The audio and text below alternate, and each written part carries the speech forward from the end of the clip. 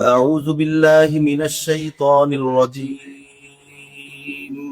بسم الله الرحمن الرحيم.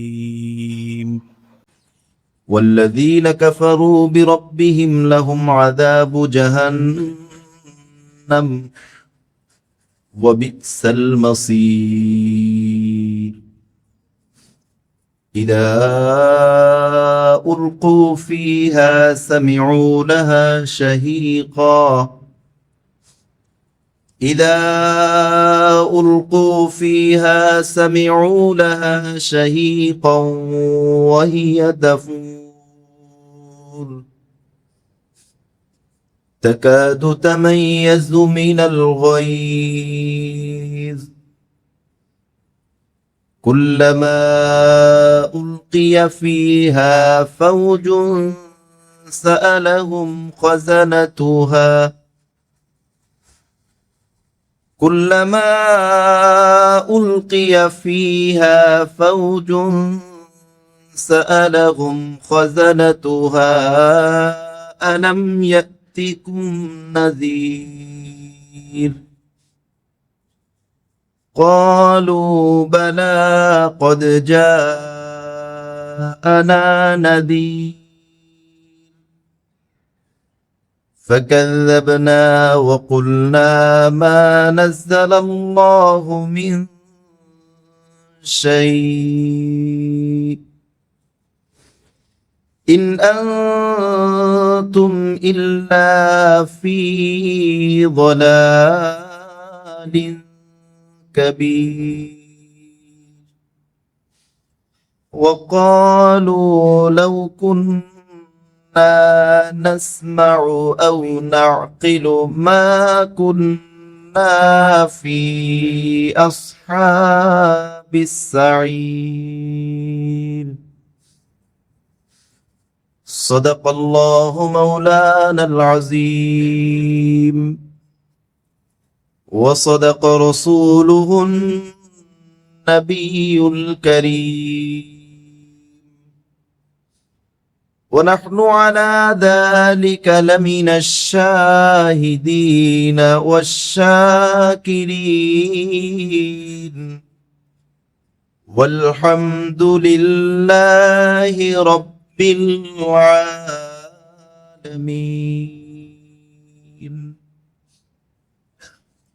اللهم صل على محمد وعلى آل محمد كما صليت على إبراهيم وعلى آل إبراهيم إنك حميد مجيد.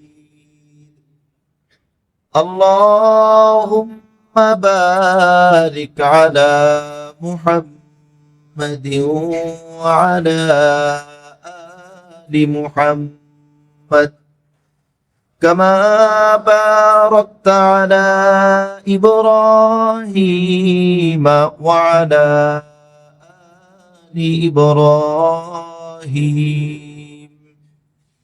إنك حميد مجيد.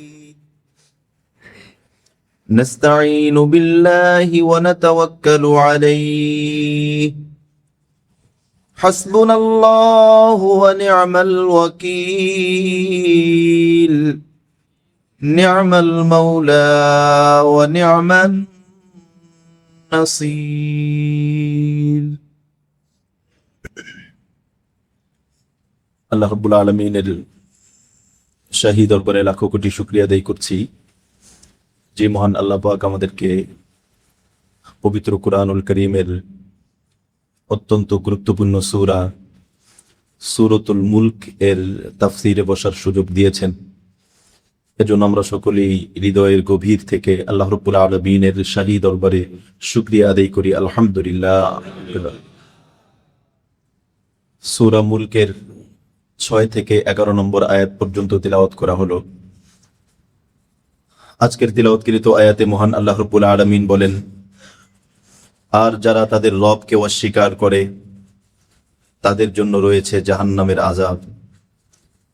কতই না নিকৃষ্ট সেই প্রত্যাবর্তন স্থল। যখন তাদেরকে তাতে নিক্ষেপ করা হবে, তখন তারা তার বিকট আওয়াজ শুনতে পাবে আর তা উথলিয়ে উঠবে। জাহান্নাম ক্রোধে ছিন্ন ভিন্ন হওয়ার উপক্রম হবে। যখনই তাতে কোনো দল নিক্ষেপ করা হবে, তখন তার প্রহরীরা তাদেরকে জিজ্ঞেস করবে, তোমরা কেন জাহান্নামে এসেছ? তোমাদের কাছে কি কোনো সতর্ককারী আসে নাই? তারা বলবে, হ্যাঁ, আমাদের নিকট সতর্ককারী এসেছিল, কিন্তু আমরা তাদেরকে মানিনি। আমরা তাদেরকে মিথ্যাবাদী আখ্যায়িত করেছিলাম এবং বলেছিলাম, বস্তুত আল্লাহ কিছুই নাজিল করেননি, জাহান্নামের আযাব বলতে কিছুই নাই। আমরা তো ছিলাম ঘোর বিভ্রান্তিতে আচ্ছন্ন। এটা ছিল আজকের সাবলীল অনুবাদ তিলাওয়াতকৃত আয়াতের। আল্লাহ রাব্বুল আলামিন যদি তৌফিক দান করেন, এই আয়াতের উপরে যতটুকু সম্ভব সামান্য কিছু আলোচনার চেষ্টা করবে ইনশাআল্লাহ। আমরা আজকের তিলাওয়াতকৃত আয়াতের অনুবাদ থেকে আমরা এতটুকু অনুমান করতে পারলাম যে আজকের অনুবাদটা বা আজকের তিলাওয়াতকৃত অংশটা মূলত জাহান্নামীদেরকে নিয়ে, যারা জাহান্নামে যাবে তাদেরকে নিয়ে। এখন একটা স্বাভাবিকভাবে একটা প্রশ্ন হয়, ইমাম রাজি রহিমাহুল্লাহ যেটা উল্লেখ করেছেন যে ইতিপূর্বের আলোচনা ছিল আল্লাহর সৃষ্টির বিশালতা নিয়ে। এই আসমান কত বড়, আমরা মহাকাশ নিয়ে কিছু আলোচনা করেছিলাম না? এই মহাকাশ, মহাশূন্য, ছায়াপথ, গ্যালাক্সি, এগুলো কত বড়, এবং আমরা কিছুটা আলোচনা করেছিলাম সামান্য। বাকি এতে আমাদের অনেক ভাইরা বুঝতে পেরেছেন যে কত বিশাল সাম্রাজ্যের, কত বিশাল এই গোটা রাজ্যের মালিকানা এবং রাজত্ব রব্বুল আলামিনের আছে। এসব কিছু প্রথম আসমানের নিচের কথা। প্রথম আসমানের নিচের কথা হচ্ছে আমরা যা কিছু বলেছি। এরপরে প্রথম আসমান, দ্বিতীয় আসমান, চতুর্থ আসমান, পঞ্চম আসমান, ষষ্ঠ আসমান, সপ্তম আসমান, এরপরে আবার সমুদ্র, এরপরে আবার আরশ, এরপরে কুরসি। এসব কিছু তো অনেক বিশাল। এরপরেই আজকে জাহান্নামীদের আলোচনা কেন? ইমাম রাজি রহিমাহুল্লাহ উনি যেহেতু খুব সূক্ষ্ম সূক্ষ্ম পয়েন্টগুলো উনি ধরেন, এজন্য ইমাম রাজি রহিমাহুল্লাহর তাফসীর থেকে অনেক সূক্ষ্ম সূক্ষ্ম বিষয় লাভ করা যায়। আমি সবসময় চেষ্টা করি ইমাম রাজি রহিমাহুল্লাহর তাফসীর থেকে কিছু আলোচনা করতে। খুব গুরুত্বপূর্ণ পয়েন্ট উনি তুলে ধরেন। উনি এখানে যে পয়েন্টটা এনেছেন, অন্যান্য মুফাসসিরিন কিরাম সেটা আনেন নাই, সবাই তুমি ব্যাখ্যা করে গেছে। কিন্তু উনি বলেছেন আল্লাহ পাকের সৃষ্টির বিশালতা। আল্লাহ রাব্বুল আলামিন বললেন যে ফারজাইল বাসার হাল তারা মিন ফুতুর, আকাশের দিকে তাকায় দেখো কোনো খুঁত ধরতে পারো কিনা। সুম্মা রুজাইল বাসার কাররাতাইন ইয়ানকালিবু ইলাইকাল বাসার খাসিআন ওয়া হুয়া হাসির, এগুলো বললেন। এরপরে বললেন আমি কিন্তু জাহান্নামীদেরকে শাস্তি দিব। মানে আল্লাহ বুঝাইতে চান যে আমার সৃষ্টির এত বিশালতা দেখার পরেও, এত নিখুঁত এবং নিপুণ সৃষ্টি, এটা তুমি চিন্তা গবেষণা করার পরেও তুমি আমার উপর ঈমান আনবে না? এত গভীরভাবে চিন্তা করার পরে তো তোমার সিজদায় পড়ে যাওয়ার কথা।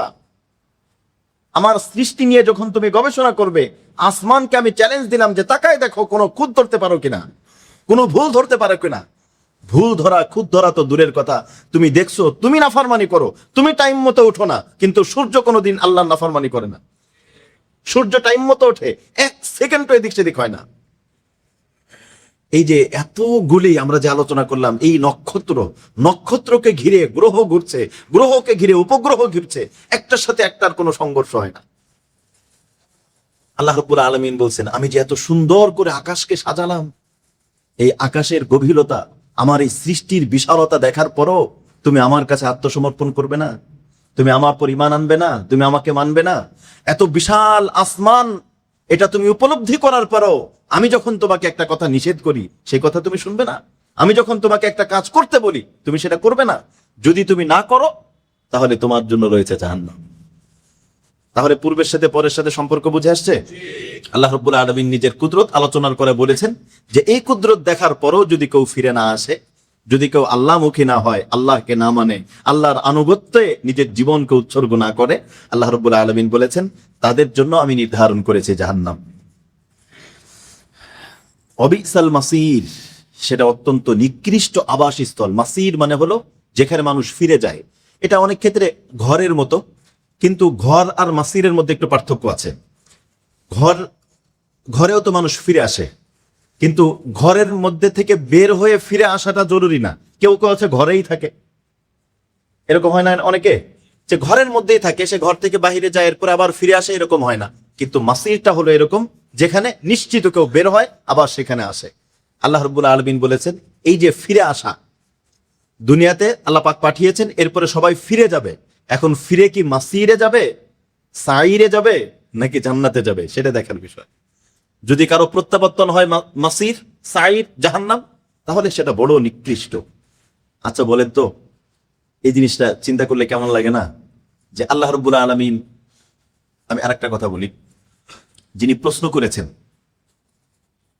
আমরা যেহেতু পেশায় একজন শিক্ষক, এজন্য আমি সাধারণত শিক্ষা দিয়ে উদাহরণ দিতে আমার কাছে পছন্দ, যেহেতু আমরা ছাত্র পড়াই। পরীক্ষক যিনি প্রশ্ন করেছেন, তিনি যদি বলেন যে আজকের প্রশ্নটা কঠিন হয়েছে, তাহলে প্রশ্ন কেমন হবে? আসলে কঠিন হবে না? কারণ শিক্ষক তো সবসময় বলে যে তার একটা ক্রেডিট নেওয়ার জন্য, আর এগুলো তো কোনো ব্যাপার নেই, থেকে আরো কত প্রশ্ন আমরা কঠিন পরীক্ষা আমরা দিয়েছি, এগুলো তো একদম সহজ, এটা তো বলে সবসময়। কিন্তু কখনো এরকম যদি হয় যে পরীক্ষক নিজেই বলছেন যে পরীক্ষা খুব কঠিন হয়েছে, তাহলে বুঝতে হবে যে পরীক্ষাটা আসলেই কঠিন। মানে পরীক্ষা কঠিন বলতে প্রশ্নটা কঠিন। তো এখানে আল্লাহ রাব্বুল আলামিন সবকিছু সৃষ্টি করেছেন। আল্লাহ রাব্বুল আলামিনের কাছে সবকিছু তো আল্লাহ পাকের ইলমের মধ্যে সব স্পষ্ট, কোনো কিছু তো অস্পষ্ট না। এখানে আল্লাহ নিজেই বলছেন জাহান্নাম কিন্তু খুব ভয়ঙ্কর। আল্লাহ নিজেই বলছেন খুবই নিকৃষ্ট, খুবই ভয়ঙ্কর, খুবই কষ্টদায়ক, অবিসাল মাসির। ওখানে যদি তুমি ফিরে যাও, তোমার প্রত্যাবর্তনটা খুবই নিকৃষ্ট হবে, খুবই ভয়াবহ হবে। তো আল্লাহ রাব্বুল আলামিন নিজেই যদি বলেন ভয়াবহ হবে, তাহলে কল্পনা করা যায় যে সেটা কতটা ভয়াবহ হতে পারে। আল্লাহ পাক আমাদের সকলকে জাহান্নামের আযাব থেকে, জাহান্নাম থেকে আল্লাহ পাক হিফাজত করেন।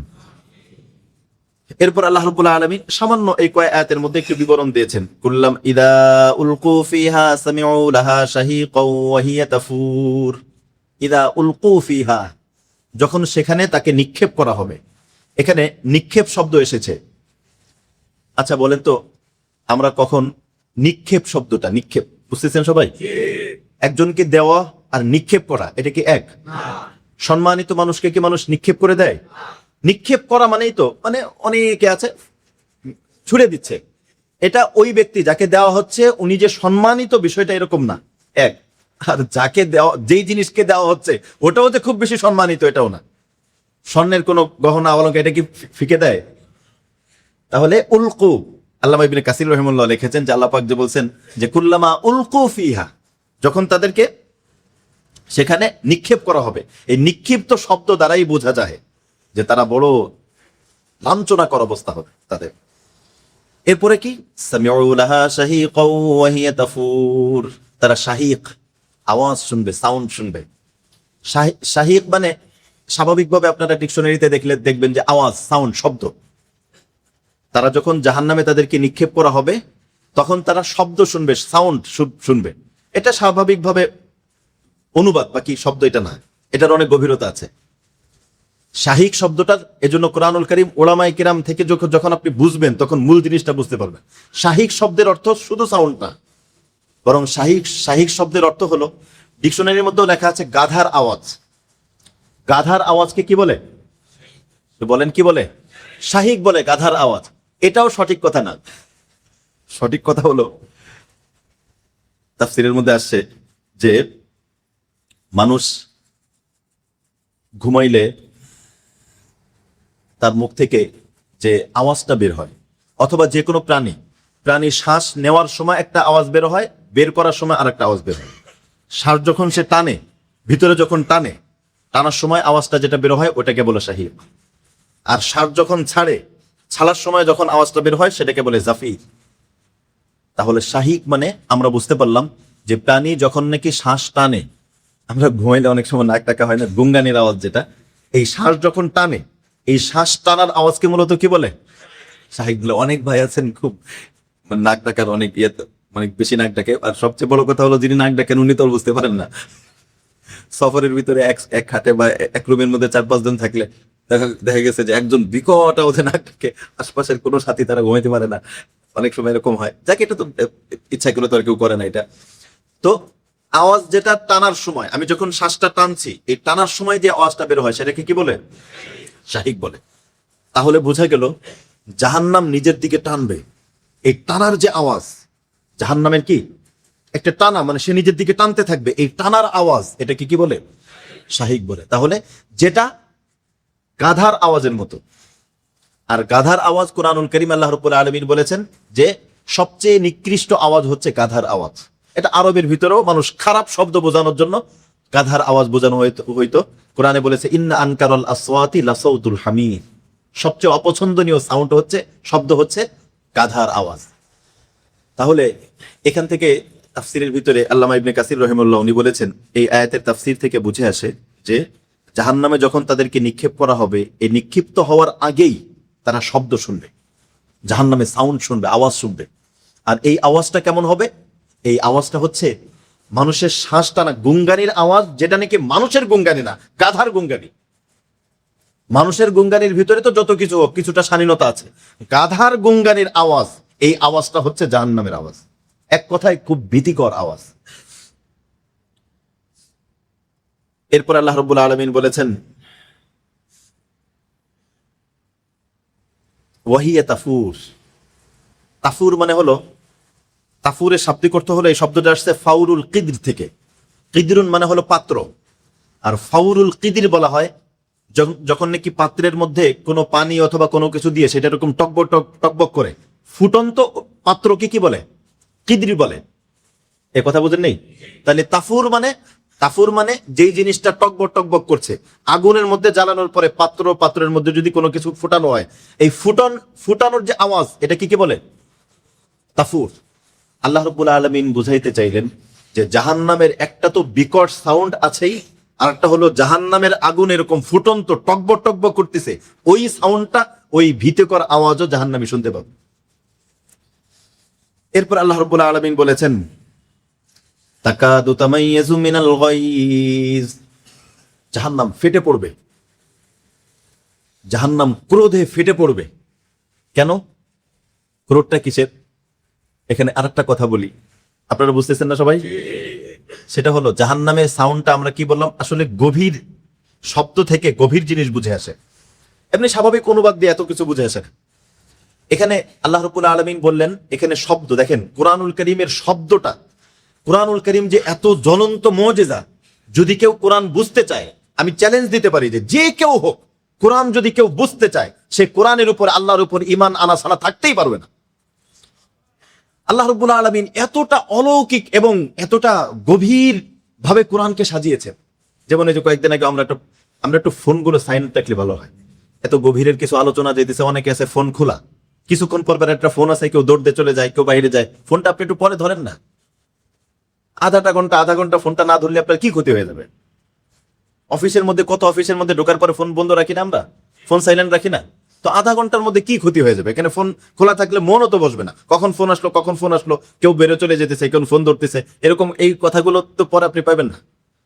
আপনি একা একা পড়তে গেলে এগুলো স্বাভাবিক তাফসিরের মধ্যে দেখেন, নিজেরা পড়ে দেখেন পান কিনা। আমরা অনেকগুলো তাফসির পড়ার পর আমরা সার কথাটা বলি, আপনি একা একা পড়ে দেখেন, এরপর এগুলো যদি পান আমার কাছে এসে বলে। এজন্য অনেকে দেখা যায় যে আধা ঘন্টা মাত্র হয়, এই যে 40 বেজে গেছে, আর 10 থেকে 15 মিনিট হবে, ফোনটা সাইলেন্ট রাখলেই তো ভালো হয়। এই যে কেউ ফোন খোলা রাখে, কিছুক্ষণ পর ফোন দেখি, ফোনটা কানে নিয়ে বের হয়ে যায়, মানে এতে ডিস্টার্ব হয় অনেক। আধা ঘন্টা একটু মনোযোগ দিয়ে শুনলেই তো হয়। পারবো না ইনশাআল্লাহ? আল্লাহ আমাদেরকে আমল করার তৌফিক দান করুন। দেখেন, একটা গভীর কথা বলতেছিলাম, সেটা হলো যে কোরআনের শব্দ নিয়ে বলতেছিলাম। কোরআনের শব্দগুলো আল্লাহ রাব্বুল আলামিন এমন ভাবে প্রয়োগ করেছেন, এই শব্দ প্রয়োগটা কেউ যদি বুঝতে পারে সেই মুমিন হইতে বাধ্য। এরকম শব্দ প্রয়োগ কোনো মানুষের দ্বারা সম্ভব না। শব্দ প্রয়োগটাই, যেমন দেখেন একটা শব্দ, কোরআন কারীমের একটা শব্দ সূরা রহমানের মধ্যে আল্লাহ রাব্বুল আলামিন বলেছেন ফীহিমা আইনানি তাজরিয়ান। কয়দিন আগে আমাদের খাস মাদ্রাসা বলতেছিলাম ফীহিমা আইনানি তাজরিয়ান, আছে না সূরা রহমানের মধ্যে? ফীহিমা আইনানি তাজরিয়ান, এখানে আইনান মানে ঝর্ণা, তাজরিয়ান। আর সেম এই কথাটাই আরেকটা শব্দ হলো ফীহিমা আইনানি নাদ্দাখাতান। একটা হলো তাজরিয়ান আর একটা হলো কি নাদ্দাখাতান। আচ্ছা বলেন তো, দুইটা শব্দ কি এক নাকি একটু পার্থক্য আছে? তাজরিয়ান এটি কি স্বাভাবিক শব্দ নাকি নাদ্দাখাতান স্বাভাবিক শব্দ? তাজরিয়ানটা একটু কেমন জানি স্মুথ, একটু স্বাভাবিক, কিন্তু নাদ্দাখাতানটা একটু শক্ত শব্দ, ঠিক না? নাদ্দাখাতান শব্দটাই একটু শক্ত। কোরআনের মধ্যে আল্লাহ রাব্বুল আলামিন যে জায়গায় শক্ত শব্দ ব্যবহার করেছেন, প্রত্যেকটার অর্থের মধ্যেও কিছুটা শক্ত আছে। আর মানে একদম কোমল জিনিসটা বোঝানোর জন্য আল্লাহ শব্দ এনেছেন কোমল। বাংলার মধ্যে এটা হয় না। যেমন দেখেন, কিংকর্তব্য বিমূঢ় শব্দটা কঠিন, কিন্তু অর্থটা কঠিন না। অর্থ হলো মানুষ একদম মানে কিংকর্তব্য বিমূঢ় হয়ে কি মানুষ লাফালাফি ছোটাছুটি করে? কিংকর্তব্য বিমূঢ় হয় স্থির হয়ে যায়, মানে সে কি করবে ভেবে পাচ্ছে না। আমি কিংকর্তব্য বিমূঢ় হয়ে গেলাম, মানে সে তাকাই আছে আমি কি করব। তো বিষয়টা কিন্তু শক্ত না মানসিকভাবে যদিও, কিন্তু বিষয়টা হলো অবাক হয়ে যাওয়ার মতো, মানে একদম তন্ময় হওয়ার মতো একটা শব্দ, কিন্তু অর্থটা কিন্তু তন্ময় হওয়ার মতো, শব্দটা কিন্তু শক্ত। কিন্তু কোরআনের মধ্যে এরকম কোনো শব্দ নাই যেটার অর্থ কঠিন কিন্তু শব্দটাও কঠিন, এরকম নাই। এই নিপুণ প্রয়োগ এটা কোনো দিন কোনো মানুষের পক্ষে সম্ভব না। তো এই দুইটা শব্দের ভিতরে কি ফিহিমা আইনানি তাজরিয়ান। তাজরিয়ান মানে হলো যেটা প্রবাহমান হচ্ছে, প্রবাহিত, ঝর্ণা যেটা প্রবাহিত। তা তাজরিয়ান শব্দটাও কেমন যেন কোমল কোমল, আর অর্থটাও কি প্রবাহিত, ঝর্ণা প্রবাহিত হচ্ছে। আর নাদ্দাখাতান মানে হলো যেটা বুটবুটি ওঠে। নাদ্দাখাতান মানে কি বুটবুটি ওঠে, কোন একটা ঝর্ণা, ঝর্ণার ভিতর থেকে এরকম ফোয়ারা এরকম। তো নাদ্দাখাতান শব্দটাও কেমন না তাসদীদের মতো, নাদ্দাখাতান। তো অর্থটাও কি একটু ভিতরে বুটবুট বুটবুট উঠতেছে। তাজরিয়ানের মধ্যে কিন্তু এই অর্থটা নাই। এখানে দেখেন আল্লাহ রাব্বুল আলামিন জাহান্নামের শব্দ, জাহান্নামের যে সাউন্ড, এটা বোঝানোর জন্য এমন শব্দ ব্যবহার করলেন। শব্দটা কি ব্যবহার করলেন? কি ব্যবহার করলেন? হ্যাঁ, শাহিক ব্যবহার করলেন। আর শাহিক বলা হয় কেমন আওয়াজকে? যে আওয়াজ নাকি টানে, যে আওয়াজ নাকি কি টানে, যেটা প্রাণীর মুখের আওয়াজ, যেটা গাধার আওয়াজ, যেটা টানে। এর দ্বারা বোঝা গেল জাহান্নামের ভিতরেই কিছুটা কি আছে, টানার বৈশিষ্ট্য আছে। এর দ্বারা কি বুঝে আসলো? একটু খেয়াল করেন এদিকে। জাহান্নামের ভিতরে কিসের বৈশিষ্ট্য আছে? টানার বৈশিষ্ট্য আছে। এজন্য জাহান্নামের কাজের মধ্যে আকর্ষণ আছে, ওই কাজ মানুষকে টানে। জাহান্নামের কাজের মধ্যেও কি বৈশিষ্ট্য আছে? টানার বৈশিষ্ট্য আছে। ওয়াজ মাহফিল, দ্বীনি মাহফিল, এদিকে টানে কম। খেলার ময়দান, ওখানে টানে বেশি, কারণ কাজ জাহান্নামের। কথা বুঝতেছেন না? কাজ জাহান্নামের, এজন্য টানে বেশি। রাত্রে বেলায় ঘুমের সময় ঘুম বাদ দিয়ে হাজার হাজার মানুষ এত অভিশপ্ত, এত কম্বক, এত হতভাগা, ও নিজেও ঘুমায় না, আরেকজনকে ঘুমাইতে দেয় না। এত মজা কেন পাইতেছে? ওই টানতেছে তাই। এত মজা কেন পায়? এ কথা বুঝতেছেন না? জাহান্নামের সাউন্ডের ভিতরে হলো টান, টানার শব্দ। মাঝে মাঝে ওই কয়েকদিন তো হাবিজাবি চিল্লাফাল্লা হয়। তো আমার মিসেস আমারে জিজ্ঞেস করছে, হঠাৎ চিল্লায় উঠছে, আমারে জিজ্ঞেস করে বাইরে কিসের আওয়াজ? আমি বললাম জাহান্নামের টানের আওয়াজ। বাইরে কিসের শব্দ শোনা যায়? এ কথা বুঝতেছেন না? বাইরে কিসের শব্দ শোনা যায়? জাহান্নামের টানের শব্দ শোনা যায়। আল্লাহ পাক গোটা মুসলিম উম্মাহকে এই টান থেকে হেফাজত করেন। জাহান্নামও টানবে, আমরা চেষ্টা করি জান্নাতের দিকে যতটুকু টানা যায়, বাকি ওইটা তো শয়তানের পক্ষ থেকে। জাহান্নামের শব্দের মধ্যেই টান আছে। এজন্য জাহান্নামের যতগুলি কাজ, শতগুলি, প্রত্যেক কাজের মধ্যে টান, আকর্ষণ। যতটুকু বাস্তবতা থেকে, যে গত তাফসীর ইসলাম মদরিসা বললাম না, বাস্তবতা থেকে শয়তান আরো ভালো করে দেখায়। একটা মেয়ে বাস্তবে এত সুন্দর না, বাস্তবে এত সুন্দর না, কিন্তু তাকে দেখাবে আরে যাইতেছে একদম জান্নাত থেকে নাজিল হয়ে হুর একটা যাইতেছে, বাস্তবতা থেকে বেশি দেখাবে। এটা দলিল, আজকেই যদি তাকে বিয়ে করে 2 দিন পর ওইরকম ভালো লাগবে না। তাহলে আগে ভালো লাগছিল, এটা শয়তান দেখাইছে। এই কথা বুঝেন নাই?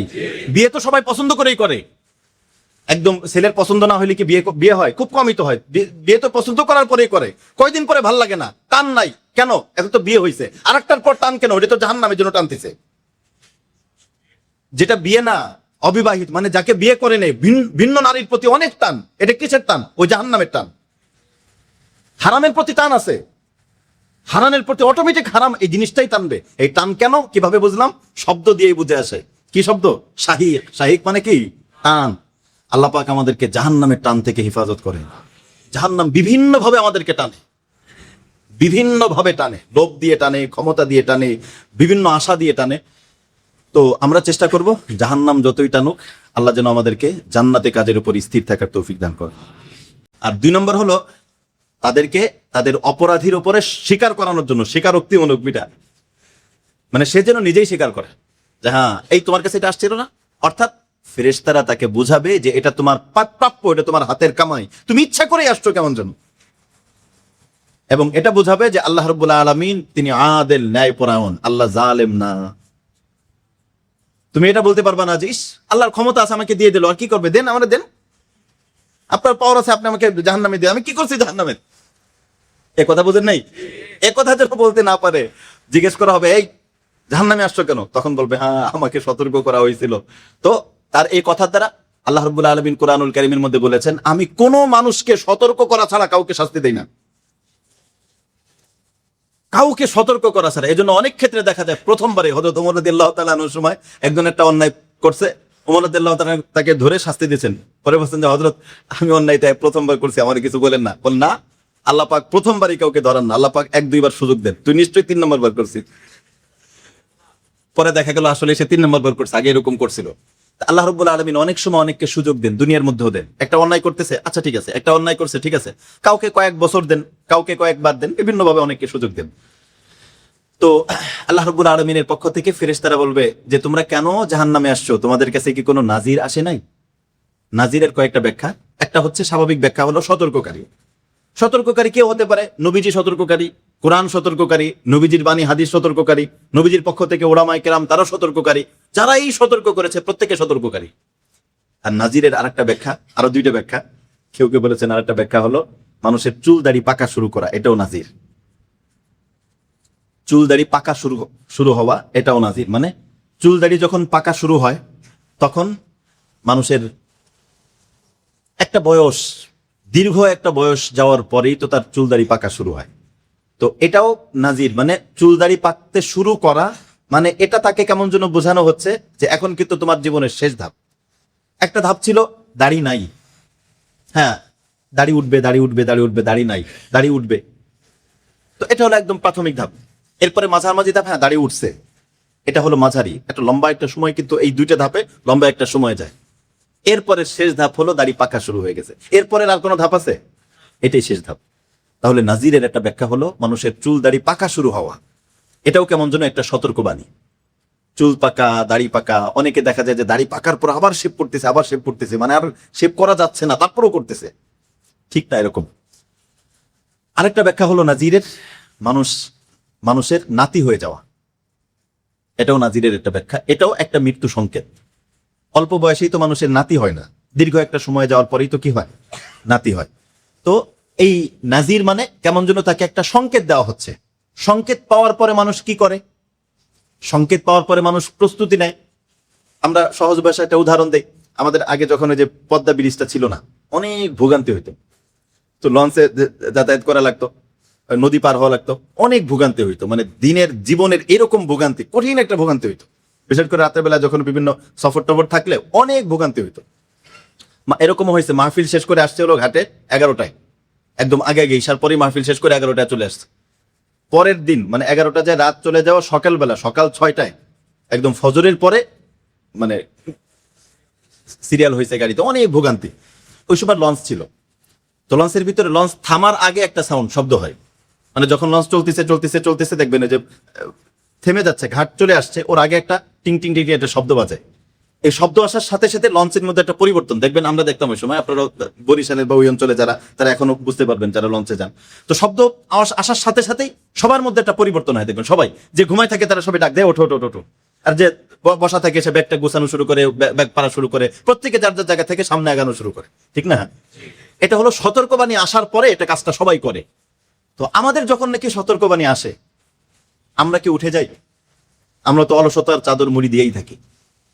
অথচ আমার উচিত ছিল এখন আমাকে আখের ব্যাগট্যাগ রেডি করা, গুছায় ফেলা, একটা প্রস্তুতি নিয়ে নেওয়া। পরীক্ষার আগে 15 মিনিট আগে একটা সতর্কীকরণ ঘন্টা বাজানো হয় না? এই ঘন্টা বাজানোর পরে যদি কেউ নতুন করে লেখা শুরু করে, সতর্কবাণী বাজানোর পরে কি এই সতর্কবাণী ঘন্টা যেটা দেওয়া হয় এটা হচ্ছে কেন, তুমি খাতাগুলো রেডি করো, নাম্বার মানে রোল নাম্বার, রেজিস্ট্রেশন নাম্বার ঠিক মতো লিখছো কিনা, এবং কোনো প্রশ্ন কোনো ঝামেলা আছে কিনা, তুমি খাতাগুলো রেডি করো। এখন লেখার জন্য না, লেখার সময় তো শেষ, এখন তুমি খাতাগুলো রেডি করো। অনেকে আছে অনেক বয়স এখনো খাতা রেডি করা হয়নি, জীবন গুছানো হয়নি। নাজির আসার পরে জীবন গুছানো দরকার।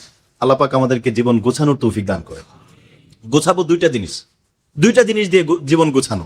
জীবন গোছানোর জন্য আলাদা কোনো কিছু করা লাগবে সেটা না, দুইটা জিনিস। এক নম্বর হলো আল্লাহ পাক আমাকে যেটা করতে বলছেন আমি করতেছি কিনা, যদি করি আলহামদুলিল্লাহ, যদি না করি করা শুরু করতে হবে। নামাজ পড়া, নিয়মিত নামাজ পড়া যদি না হয়, রোজা রাখা, হজ করা, যাকাত, যে বিষয়গুলো করার আছে। আর আরেকটা হচ্ছে যেটা আল্লাহ পাক নিষেধ করছেন সেটা আমি করতেছি কিনা, যেটা নিষেধ করছেন সেটা থেকে বিরত আছে কিনা। আল্লাহ বলছেন তুমি কুদৃষ্টি করবে না, সুদ খাবে না, ঘুষ খাবে না, মিথ্যা কথা বলবে না, মানুষকে ধোঁকা দিবে না, কোনো গুনাহ করবে না, এগুলো আমি করতেছি কিনা। যদি দেখা যায় যে মাশাআল্লাহ দুইটা বিষয় ঠিক আছে, তাহলে 50-50 100 নাম্বার ঠিক আছে। আরো কিছু বিষয় আছে যেগুলো এর মধ্যেই চলে আসে, ইবাদত, মুআমালা, মুআশারা, আখলাক, ঈমান, আকীদা, এই বিষয়গুলো ঠিক এর মধ্যে চলে আসে। এটা হলো প্রস্তুতি নেওয়া। তো আল্লাহর পক্ষ থেকে ফেরেশতারা কি বললেন, আলাম ইয়াতিকুম নাযীর, তখন তারা কি বলবে, ক্বালু বালা ক্বাদ জাআনা নাযীর, হ্যাঁ আমাদের কাছে নাযীর এসেছিল, কিন্তু আমরা কি করেছি, ফাকাল্লাবনা ওয়া কুলনা মা নাযালাল্লাহু মিন শাই, আমরা অস্বীকার করেছি, আরে এগুলো কিছু হবে না, এগুলো হুজুর এমনিই বলে। মা নাযালাল্লাহু মিন শাই, আল্লাহ পাক এরকম কিছু বলেন নাই, এটা আমাদেরকে এমনি ভয় দেখানো হয়। ইন আনতুম ইল্লা ফি দালালিন কাবীর, আমরা তো আসলে অনেক বিভ্রান্তির মধ্যে ছিলাম, খুব ভ্রান্ত ধারণার মধ্যে ছিলাম। তাফসীরের মধ্যে আসছে আল্লাহ রাব্বুল আলামিন জাহান্নাম সৃষ্টি করেছেন, জাহান্নামের শ্রেণী 8টা, অথবা জাহান্নামের নাম 8টা। এক নম্বর হলো নার, স্বাভাবিক জাহান্নাম যেটাকে বলা হয় নার। কোরআনের মধ্যে আল্লাহ রাব্বুল আলামিন বলেছেন, রব্বানা ইন্নাকা মান তুদখিলিন নার ফাকাদ আখযাইতা, যে আল্লাহ আপনি যাকে নার, এই জাহান্নাম যাকে প্রবেশ করালেন তাকে আপনি তো চরম অপদস্থ করলেন। আর একটা হচ্ছে জাহান্নাম, এটা স্বাভাবিকভাবে জাহান্নাম যেটা, এটা স্বাভাবিকভাবে কাফেরদের জন্য। জাহান্নাম যেটা, এটা স্বাভাবিকভাবে যারা কাফের, কুফরি করবে, যারা আল্লাহকে অস্বীকার করবে তাদের জন্য।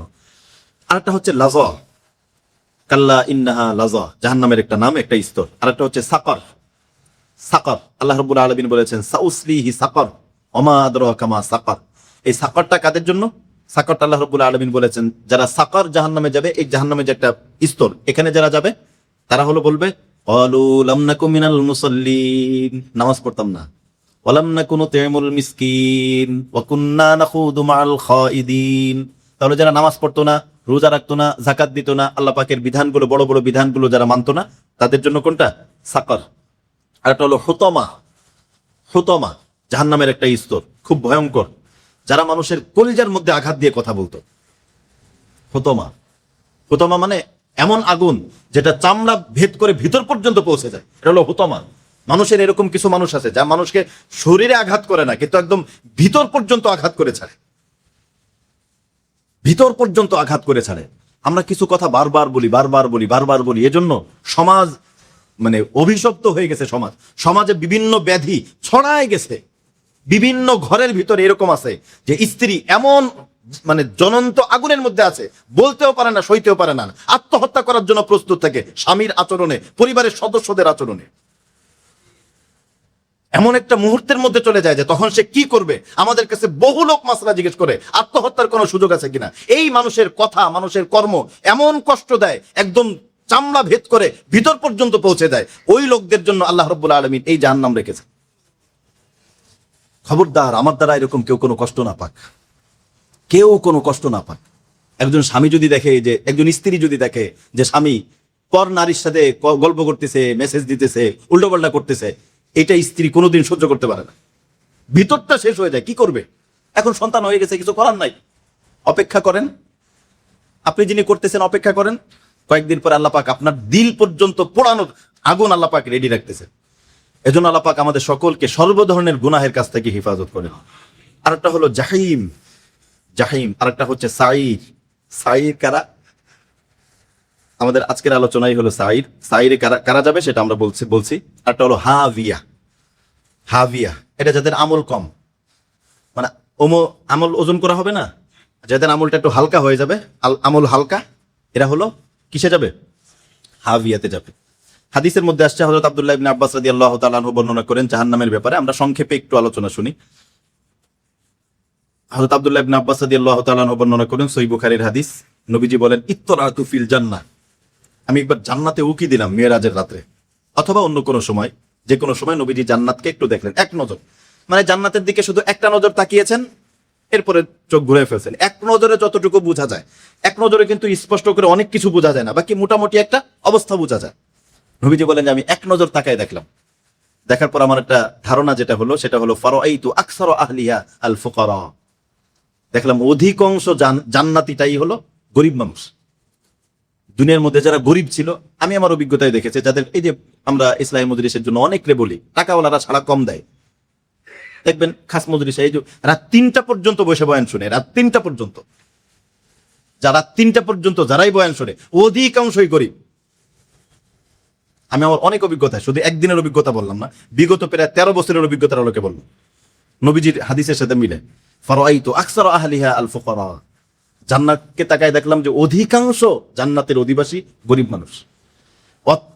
ওয়াত্তালাতু ফিন্নার, আর জাহান্নামের দিকেও তাকাইলাম, ফারাআইতু আকসারা আহলিহা আন-নিসা, অধিকাংশ অধিবাসী হলো মহিলারা।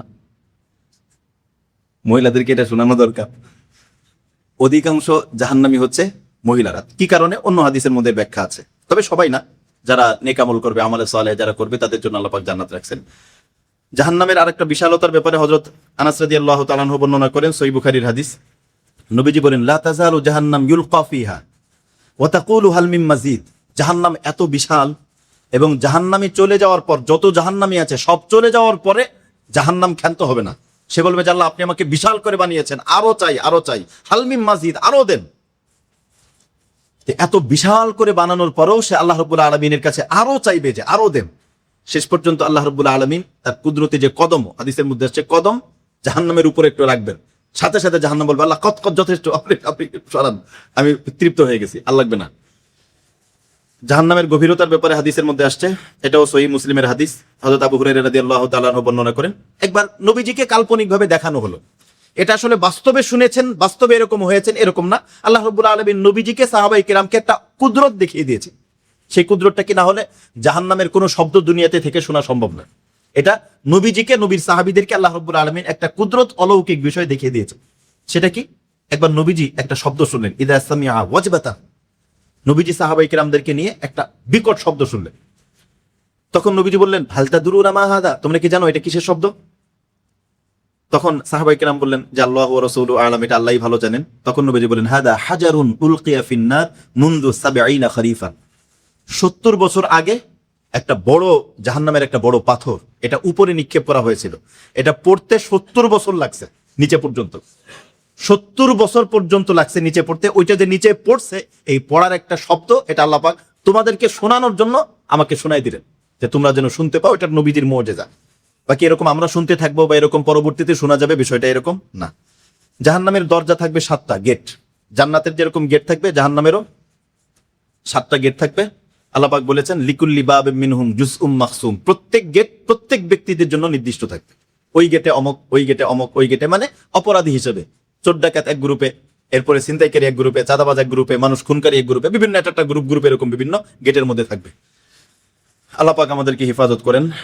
জাহান্নামের আগুনের ব্যাপারে অনেক ভয়াবহ হাদিস আসছে, সহিহ মুসলিমের একটা হাদিস, হযরত আবু হুরায়রা রাদিয়াল্লাহু তাআলা আনহু বর্ণনা করেন, নারুকুম হাদিহি আল্লাতী ইউকাদু ইবনু আদম জুজউম মিন ৭০ জুজআম মিন হাল্লি জাহান্নাম, জাহান্নামের যে আগুনের প্রখরতা বা আগুনের যে তীব্রতা, এটা দুনিয়ার আগুন থেকে ৭০ গুণ বেশি, ৭০ গুণ বেশি। অপর হাদিসের মধ্যে আসছে, হযরত আবু হুরায়রা রাদিয়াল্লাহু তাআলা আনহু বলছেন যে জাহান্নামের আগুনকে আল্লাহ রাব্বুল আলামিন উকিদা আলান নারি আলফা সানাতিন হাত্তা আহমাররাত, ১০০০ বছর পর্যন্ত সেটাকে জ্বালানো হয়েছে, ১০০০ বছর পর্যন্ত জ্বালানোর পরে সেটা লাল হয়েছে, আবার ১০০০ বছর পর্যন্ত জ্বালানো হয়েছে, জ্বালানোর পরে সেটা সাদা হয়েছে, এরপরে আবার ১০০০ বছর পর্যন্ত জ্বালানো হয়েছে, এরপরে সেটা কালো হয়েছে। এটাই তার লেটেস্ট মডেল, কালো।